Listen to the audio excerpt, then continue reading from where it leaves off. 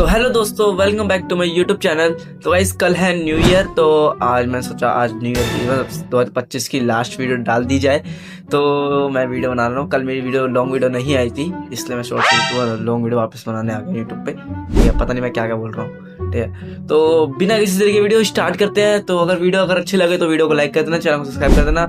तो चलो। कभी सोचा है कि हेलीकॉप्टर के उतरने वाली जगह पर हमेशा एच क्यों लिखा होता है? कुछ प्यास काटने पर आंखों से पानी क्यों निकलता है? क्या इंसान अपने दिमाग का 100% तक यूज कर पाता है? सोना एक मेटल होने के बावजूद भी इतना महंगा क्यों है? रोल्स रॉयस के बोनेट पर जो उड़ती हुई लेडी का स्टैचू होता है, उसके पीछे की सच्चाई आप नहीं जानते होंगे। ये आदमी इस लकड़ी को जमीन में गाड़ के इस तरह से रब करके क्या साबित करना चाहता है? और ऐसी चीजें जिनके बारे में जानकर आप सोच में पड़ जाओगे कि ऐसा भी हो सकता है। जानने के लिए वीडियो को देखना एंड तक। एम है 5000 लाइक्स का। नंबर 15, कभी सोचा है कि हेलीकॉप्टर के उतरने वाली जगह पर हमेशा एच क्यों लिखा होता है? कई लोगों का मानना है कि एच फॉर हेलीकॉप्टर इसीलिए, और हाँ, एक तरीके से ये एच फॉर हेलीपैड को भी रिप्रेजेंट करता है। यानी पायलट को दूर से ही पता चल जाता है कि ये ऑफिशियल लैंडिंग स्पॉट है। एक्चुअली हेलीकॉप्टर की लैंडिंग काफी सेंसिटिव और रिस्की होती है, इसीलिए जगह बिल्कुल फ्लैट, साफ और स्ट्रॉन्ग होनी चाहिए। क्योंकि हेलीकॉप्टर के तेज घूमते हुए रोटर आसपास की छोटी से छोटी चीज को भी उड़ाकर अपनी तरफ खींच सकते हैं, और अगर कोई ऑब्जेक्ट ब्लेड से टकरा जाए तो काफी खतरनाक एक्सीडेंट हो सकता है। इसी वजह से बिल्डिंग्स या ग्राउंड पर प्रॉपर कंक्रीट हेलीपैड बनाया जाता है। जो एच लिखा होता है वो सिर्फ ये बताता है कि हेलीकॉप्टर यहाँ पर लैंड कर सकता है। लैंडिंग किस डायरेक्शन से करनी है वो पायलट विंड डायरेक्शन और अप्रोच पाथ देखकर डिसाइड करता है, एच से नहीं। यानी कि सिंपल सी बात, एच का मतलब होता है हेलीपैड, कि यहाँ हेलीकॉप्टर की लैंडिंग अलाउड है। नंबर 4, ये चीज तो भाई सबको पता है, ठीक है, कि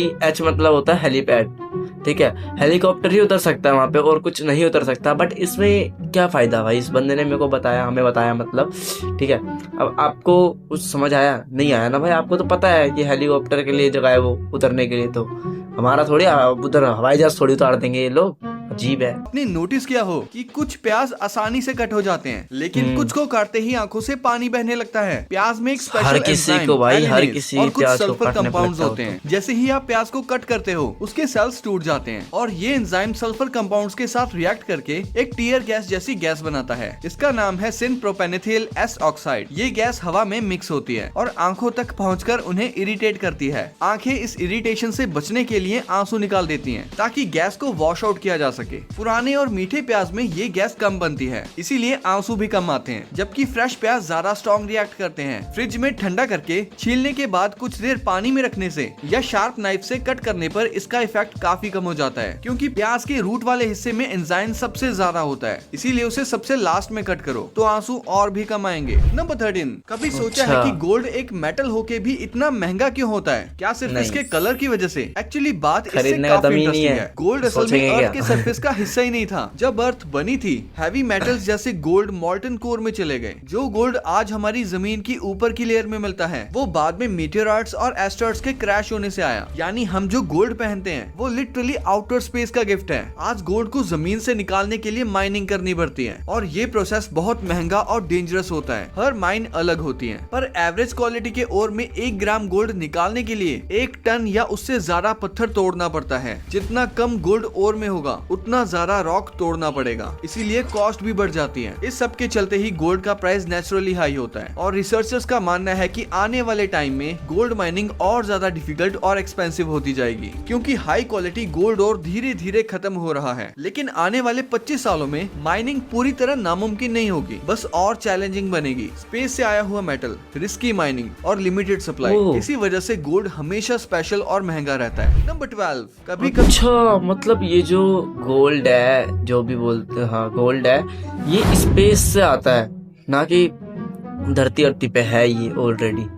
कुछ फ्रूट्स और वेजेस कुछ ह्यूमंस ऑर्गन्स जैसी दिखती हैं। लोग सोचते हैं कि शायद जो जैसा दिखता है वो उस ऑर्गन के लिए फायदेमंद होता होगा, पर सच ये है कि ये सिर्फ एक पुरानी मान्यता है जिसे डॉक्ट्रिन ऑफ सिग्नेचर्स कहा जाता था। साइंस के हिसाब से शेप का हेल्थ बेनिफिट से कोई लेना देना ही नहीं है। हाँ, कुछ फूड्स अपने न्यूट्रिशन की वजह से फायदेमंद होते हैं, पर उनके दिखने की वजह से नहीं। जैसे गाजर में बेटा कैरोटीन होता है, इसीलिए आई साइट के लिए अच्छी होती है, पर इसलिए नहीं कि वो आंख जैसी लगती है। अखरोट में ओमेगा 3 होता है, इसीलिए ब्रेन हेल्थ के लिए यूजफुल है, पर अखरोट की दिमाग जैसी शेप इसका रीजन नहीं है। अंगूर एंटीऑक्सीडेंट से भरे होते हैं, पर उनका लंग्स जैसा दिखना सिर्फ कोइंसिडेंस है। टमाटर हार्ट के लिए हेल्दी हो सकता है क्योंकि इनमें लाइकोपिन होता है, पर वो दिल जैसा दिखता है इस वजह से नहीं। और राजमा का किडनी बीन्स नाम सिर्फ शेप की वजह से है। ये किडनीज के लिए कोई स्पेशल बेनिफिट नहीं देता। मतलब ये कि नेचर हमें हेल्थ जरूर देती है, पर हर फूड भाई कसम से बोल रहा हूँ, ये चीज ना मैंने आज नोटिस करी इस वीडियो में जो बंदे ने दिखाया है। उस वीडियो में मैंने ये चीज नोटिस करी है कि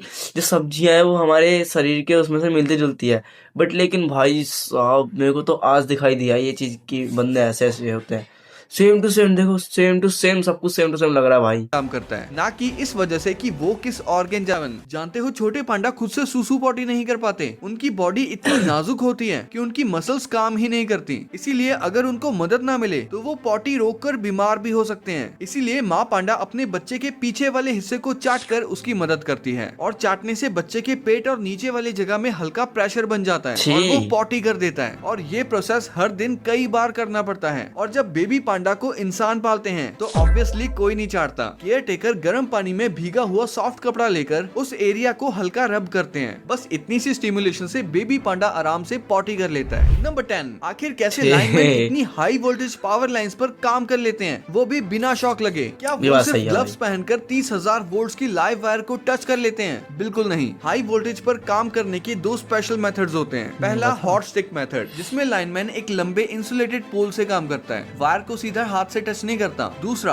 बेयर हैंड मेथड, जिसमें वर्कर एक स्पेशल कंडक्टिव सूट पहनता है और अपनी बॉडी को लाइन की वोल्टेज के बराबर चार्ज करता है, तब जाकर वो सेफ्टी वायर को टच कर सकता है। जो ग्लव्स लाइनमैन पहनते हैं उनका काम होता है लो टू मीडियम वोल्टेज से प्रोटेक्शन करना। ये ग्लव्स स्पेशल इंसुलेटिंग रबर से बनते हैं और स्टैंडर्ड्स के हिसाब से उनकी वोल्टेज रेटिंग होती है। पर 20 से 30,000 वोल्ट वाली लाइव लाइन को सिर्फ ग्लव्स पहनकर डायरेक्टली पकड़ना पॉसिबल नहीं होता। हाई वोल्टेज का काम साइंस, ट्रेनिंग और सही टेक्निक से होता है, सिर्फ एक ग्लव से नहीं। नंबर 9, रॉल्स रॉयस के बोनेट पर जो उड़ती हुई लेडी का स्टैचू होता है उसे स्पिरिट ऑफ एक्सकेटेसी कहा जाता है। ज्यादातर लोग इसे सिर्फ एक लग्जरी सिंबल समझते हैं, लेकिन इसकी रियल स्टोरी काफी इंटरेस्टिंग है। इस स्टैचू की मॉडल थी एलेनर वेलास्को थॉर्नटन, जो एक एक्ट्रेस नहीं बल्कि लॉर्ड मोंटेगू की पर्सनल सेक्रेटरी थी। दोनों के बीच एक सीक्रेट रोमांटिक रिलेशनशिप था। 1909 में लॉर्ड मोंटेगू ने अपनी प्राइवेट रोल्स रॉयस के लिए स्कल्प्टर चार्ल्स साइक्स को एक स्पेशल मैस्कॉट बनवाने को कहा, जिसमें एलेनर को मॉडल बनाया गया। बाद में रॉल्स रॉयस को भी कार पर मैस्कॉट लगाने का आइडिया पसंद आया और 1911 में कंपनी ने इस स्टैचू का मॉडिफाई वर्जन अपना ऑफिशियल सिंबल बना लिया। यानी रॉल्स रॉयस का ये स्टैचू एक पर्सनल लव स्टोरी थी, जो बाद में रॉल्स रॉयस का आइकन बन गई। नंबर 8, आपने जरूर सुना होगा कि इंसान अपने दिमाग का 100% कभी यूज ही नहीं करता, बल्कि सिर्फ 5 से 10% ही काम में लेता है। 2014 की साइफाई मूवी लूसी ने भी इसी आइडिया पर स्टोरी बनाई थी, जिसमें एक लड़की अपने ब्रेन की 100% कैपेसिटी एक्टिवेट कर लेती है और उसके अंदर सुपर ह्यूमन पावर्स आ जाती हैं। पर सच क्या है दोस्तों, ये पूरा कॉन्सेप्ट एक मिथ है। रियलिटी ये है कि हम अपने दिमाग का सिर्फ 10% नहीं बल्कि बहुत ज्यादा हिस्सा यूज करते हैं। साइंटिस्ट को एग्जैक्ट परसेंटेज नहीं पता। उनका कहना है कि हमारा ब्रेन अलग अलग टास्क के हिसाब से पूरे दिन में डिफरेंट एरियाज एक्टिवेट करता रहता है। एक ही मूवमेंट में 100% एक्टिव नहीं होता, पर डेली रूटीन में ऑलमोस्ट पूरा ब्रेन एंगेज हो जाता है। इसका सबसे बड़ा सबूत भी सिंपल है। अगर हम सिर्फ 10% दिमाग यूज करते हैं तो किसी को माइनर ब्रेन इंजरी का कोई इफेक्ट ही नहीं होता, लेकिन रियलिटी में छोटा सा ब्रेन डैमेज भी स्पीच, मूवमेंट या मेमोरी तक बिगाड़ देता है। यानी ब्रेन पूरी कैपेसिटी से काम करता है, बस अलग अलग टाइम पर अलग अलग। अगर हम दिमाग का यूज करते हैं तो उसमें से अलग अलग टाइम पे अलग अलग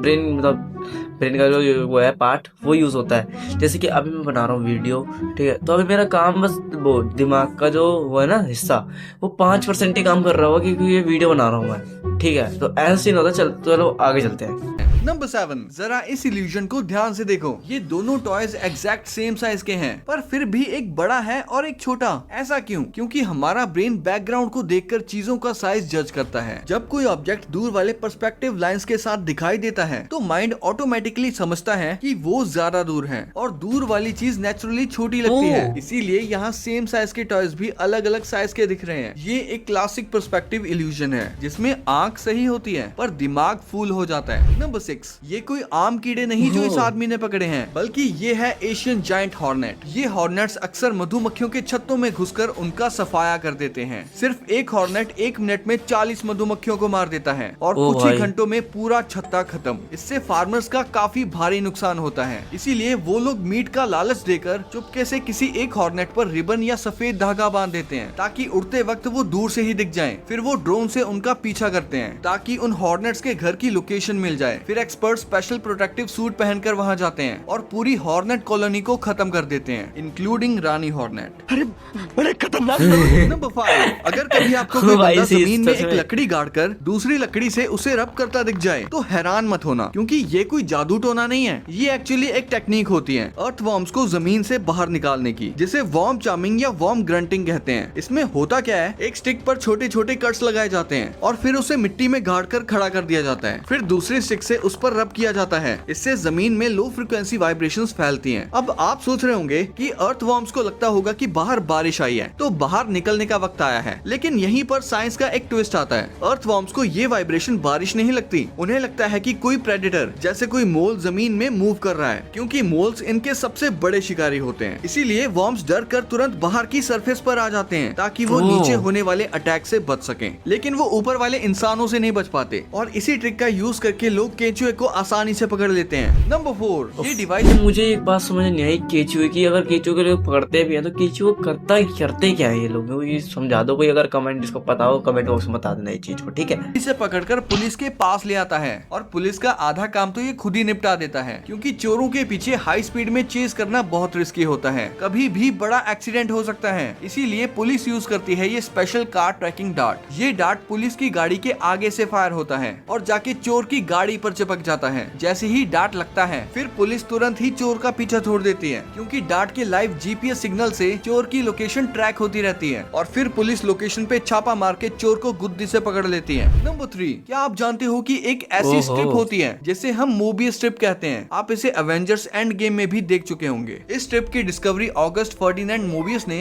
1858 में की थी और सबसे इंटरेस्टिंग बात ये है कि उसी सेम साल जॉन लिस्टिंग ने भी इसी कॉन्सेप्ट को अलग अलग डिस्कवर किया था, इसीलिए दोनों को इसका क्रेडिट दिया जाता है। मोबियस स्ट्रिप की सबसे क्रेजी बात ये है कि इसकी सिर्फ एक ही साइड होती है। अगर आप इस पर एक चींटी को चलाओ तो वो पूरी स्ट्रिप का राउंड लगाकर वापस उसी पॉइंट पर आ जाएगी जहाँ से उसने स्टार्ट किया था, क्योंकि दूसरी साइड होती ही नहीं। अब एक नॉर्मल पेपर स्ट्रिप को बीच से काटोगे तो वो 2 पीसेस बन जाते हैं, लेकिन मोबियस स्ट्रिप को एग्जैक्टली मिडल से कट करने पर 2 पीसेस नहीं बनते, बल्कि एक और बड़ा लूप बन जाता है जिसमें 2 ट्विस्ट होते हैं। यानी मोबियस स्ट्रिप का मैजिक सिर्फ फर्स्ट कट तक ही होता है। अगर आप उस नए बड़े लूप को फिर से कट करोगे तो इस बार 2 अलग लूप्स बन जाते हैं। और मोबियस स्ट्रिप बनाना बहुत इजी है। एक पेपर स्ट्रिप लो, एक एंड को थोड़ा ट्विस्ट करो और दोनों एंड्स को आपस में चिपका दो, बस हो गई तैयार तुम्हारी मोबियस स्ट्रिप। नंबर 2, आप यकीन नहीं करोगे कि जब आप एक मेटल को कॉपर के पास लेके जाते हो तो वो आयरन की तरह ना अट्रैक्ट होता है ना रिपेल, बल्कि स्लो मोशन में चलने लगता है, बिल्कुल किसी मूवी के सीन की तरह। अगर आप मैग्नेट को कॉपर पाइप के अंदर गिराते हो तो वो तब भी स्लो मोशन में ही नीचे आता है। और इस अजीब सी चीज के पीछे का रीजन है लेंज लॉ। जब मैग्नेट कॉपर के करीब आता है तो कॉपर के इलेक्ट्रॉन्स में हल्की सी मूवमेंट होती है। इससे बनते हैं एडी करंट्स जो मैग्नेट की स्पीड को स्लो कर देते हैं, जैसे कोई इनविजिबल ब्रेक लग गया हो। ये एक्सपेरिमेंट आप घर पे भी ट्राई कर सकते हो। बस ध्यान रखना नॉर्मल मैग्नेट शायद उतना असर ना दिखाए, लेकिन अगर आपके पास एक न्यूडीमियम मैग्नेट है जो कि स्ट्रॉन्गेस्ट फॉर्म ऑफ मैग्नेट है तो ये इफेक्ट बिल्कुल किसी जादू जैसा दिखेगा। नंबर 1, ये मेटल देखने में बिल्कुल रबड़ का टुकड़ा लगता है, पर असल में ये एल्यूमिनियम हनीकॉम्ब है। हाँ, दिखता सॉफ्ट है लेकिन होता प्योर मेटल है। इसका यूज डोर्स, एयरक्राफ्ट इंटीरियर्स और यहाँ तक कि स्पेस सैटेलाइट्स तक में होता है, क्योंकि ये लाइट वेट होते हुए भी बहुत स्ट्रॉन्ग होता है। हनीकॉम्ब एक्चुअली 2 फॉर्म्स में होता है। पहली है एक्सपेंडेड फॉर्म जो लाइट वेट और सुपर स्ट्रॉन्ग होती है और इसी को पैनल्स में यूज किया जाता है। दूसरी है अनएक्सपेंडेड या फोल्डेड फॉर्म, जिसे छोटी जगह में ट्रांसपोर्ट करने के लिए फोल्ड करके रखा जाता है। जब आप इसी फोल्डेड हनीकॉम्ब को हाथ में लेते हो तब ये सुपर फ्लेक्सिबल लगता है। फ्लेक्सिबिलिटी मेटल की वजह से नहीं बल्कि उसके स्ट्रक्चर की वजह से होती है। तो गाइस, अगर आपको वीडियो पसंद आए तो वीडियो को लाइक कर देना, चैनल को सब्सक्राइब कर देना और मैं आपको मिलूंगा नेक्स्ट वीडियो के साथ। तो कल से न्यू ईयर स्टार्ट हो जाएगा कल से।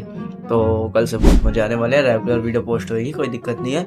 हर दिन एक वीडियो पोस्ट होती है 3 बजे या 6:30 बजे, ठीक है। ये 2 टाइम आप फिक्स कर लो बस। अगर 3 बजे नहीं देख पाते तो 6:30 बजे देख लेना। अगर 6:30 बजे में नहीं देख पाते ना तो कोई नहीं, रात में तो टाइम मिलता ही है, तब देख लेना मेरी वीडियो, कोई दिक्कत नहीं है। हंसी मजाक मेरी वीडियो में होते रहता है। तो मैं मिलूंगा आपको नेक्स्ट वीडियो के साथ, तब तक के लिए bye and take care, bye.